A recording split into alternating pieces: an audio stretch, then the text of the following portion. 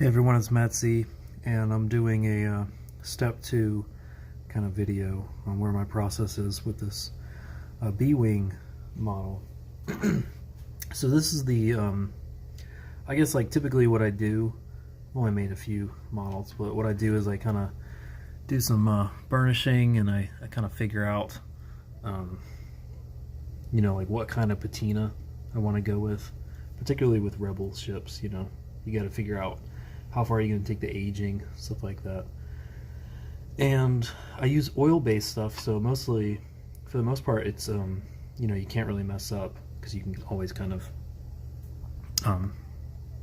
it's coming off as you go, so really you're just kind of futzing around and figuring out something that you like so that you can reproduce it in a final form later after your hands aren't all over it. And so you're working on that, but then as you go, and I get too excited, I start putting pieces together, and then I realize I gotta kind of take it apart, because as you go, you need to be figuring out how are you going to set up the wiring. So that's kind of the fun. Honestly, that becomes at least half of the challenge, if not more.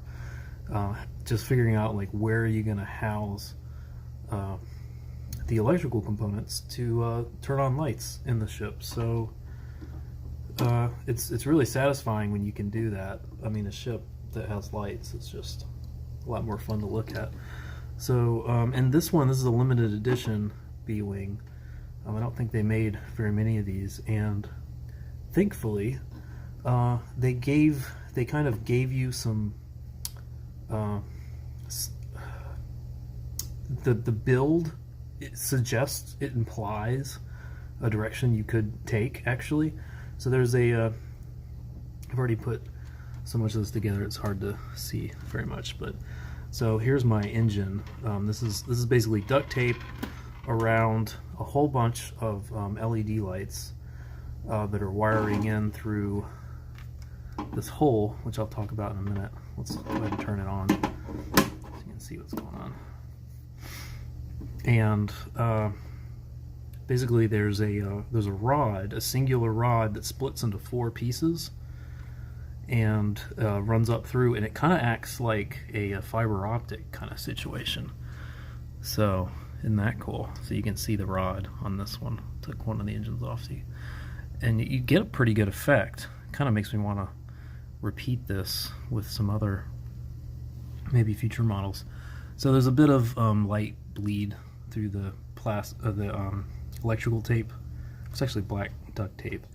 Use that plus some oil, black oil paint, to try to minimize that. But that's pretty good. It's not going to be coming through, even though it's white plastic.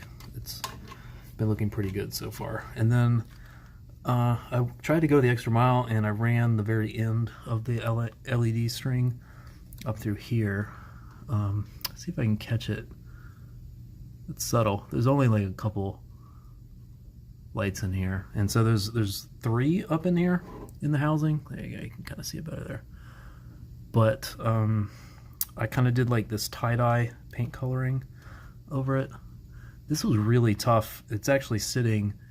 Let's get the X-Acto knife so I can point.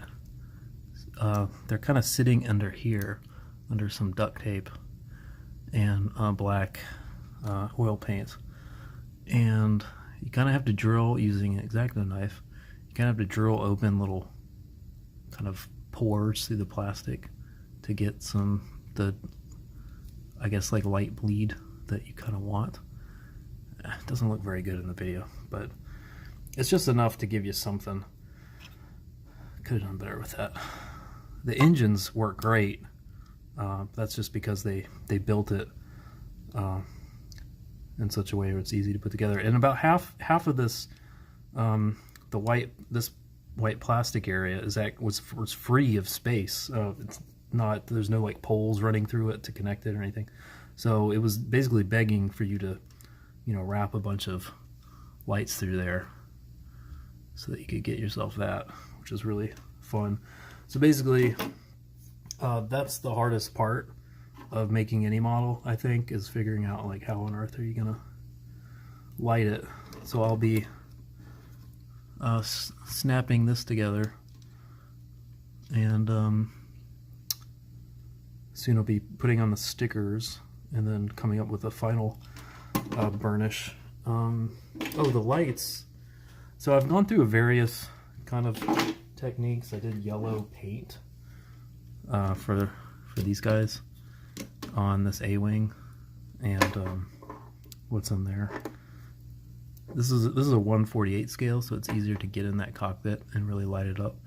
There's only I forget how many lights I put in here, maybe 4, but I did like a tie-dye approach again, where I just like paint half the light red, half the light yellow, and you know, you can get the effect. Like there's a lot more lights in there, and smaller lights than there really are. That's the impression you get. So that was fun, but painting, you get, you know, it's uneven, it's messier. Honestly, Sharpies, that's the way to go. A big old fat red one on about 12 of the lights in this housing is all I needed for this. I started to paint the kind of the fiber optic pole, and I realized like this is really stupid. Like I'm not going to be able to paint it evenly. And I was rummaging through things, and I realized Sharpie, duh. It's transparent ink. It's you know, there's less mess, and so I kind of tie-dyed, like I said, about 3 of the lights in here. Not as well as that A-wing, unfortunately, but it's something. I know it's there, and I can point it out to people. And then on just burnishing, you know, got some, it's like Winsor Newton black, and kind of vary and use it like Q-tips to apply. And then I got some gunmetal modeling paint here. That's pretty nice. So you just kind of alternate with that. You can get a really nice kind of aging effect. And the nice thing about the gunmetal is that it's a little bit on the sticky side.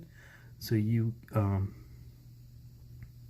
if you're really careful and you want super shiny metal coming underneath the paint,